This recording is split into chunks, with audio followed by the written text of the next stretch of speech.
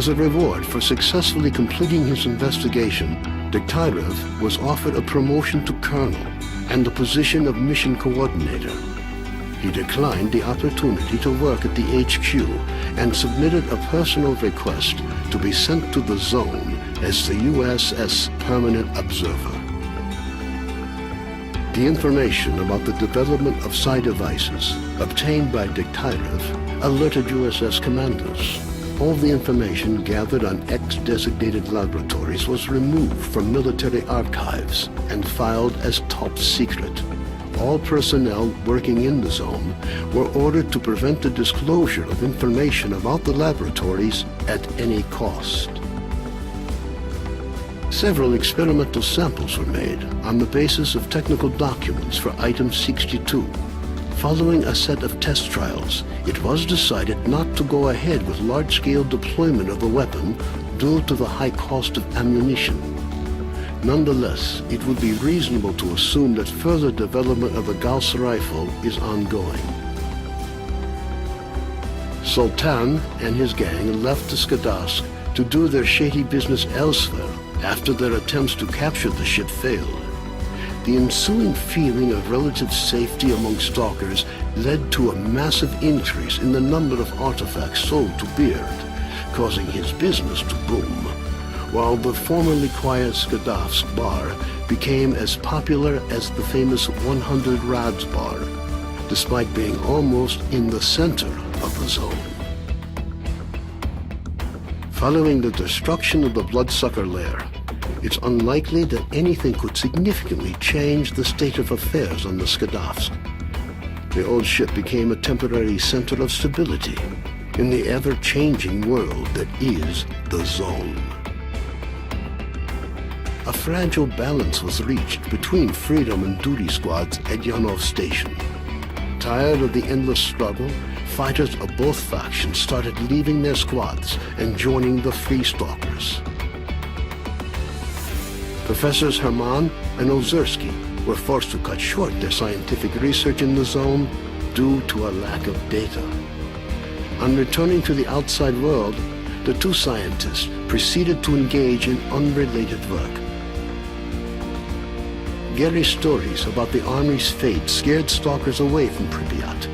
The few who dared to venture into the city ran into inexplicable phenomena, which added further dark strokes to an already gloomy picture of the dead city.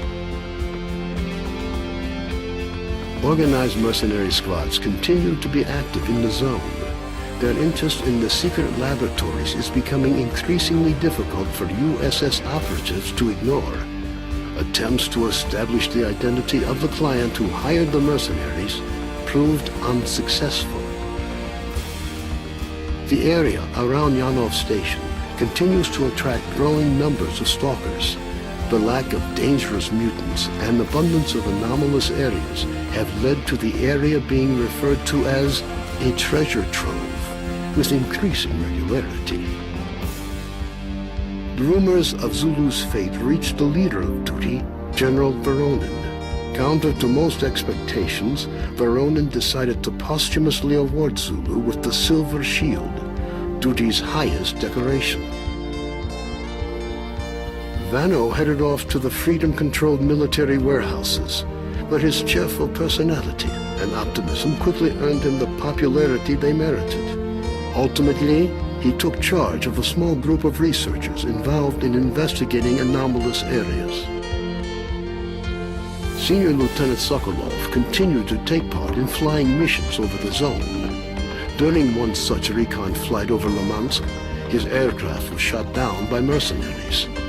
2 weeks later, he was picked up by a patrol near the cordon. Within a month of his rescue, Sokolov had left the Air Force, joining a civil airline instead. A group of stalkers was forced to seek shelter on Noah's old barge during a particularly powerful emission. When the barge was attacked by a horde of snorks afterwards, stalkers were forced to concede that the barge was as good a defense against mutants as anything they'd seen. Even more astonishing was a litter of pseudo-dog puppies that Noah himself led into battle against the snorks. Having overcome his alcoholism, K.E.R then left the Skadovsk.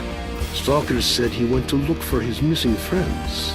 Several days later, he returned, suffering from wounds and radiation poisoning. As soon as his wounds healed, he left the zone for the second and final time. S.T.A.L.K.E.R passed on the information he obtained on his trip to the Chernobyl NPP to the USS commanders. This prompted the government to create a scientific institute for research of the Chernobyl anomalous area.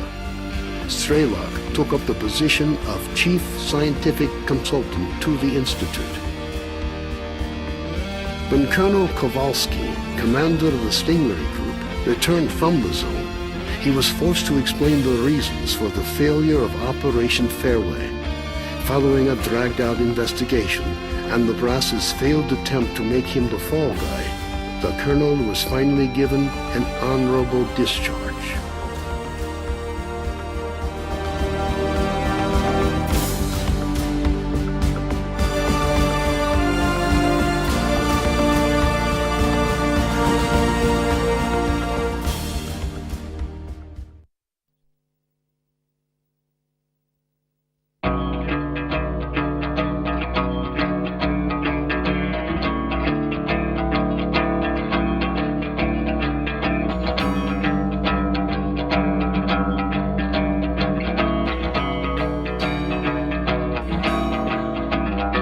Взрывая мгновенье через сотни лет, мы растаем в пыли своих надежд, оставляя поколениям горький след. И в памяти лица близких нам людей, праздник красных флагов, звонкий смех детей. Все исчезло, остались слезы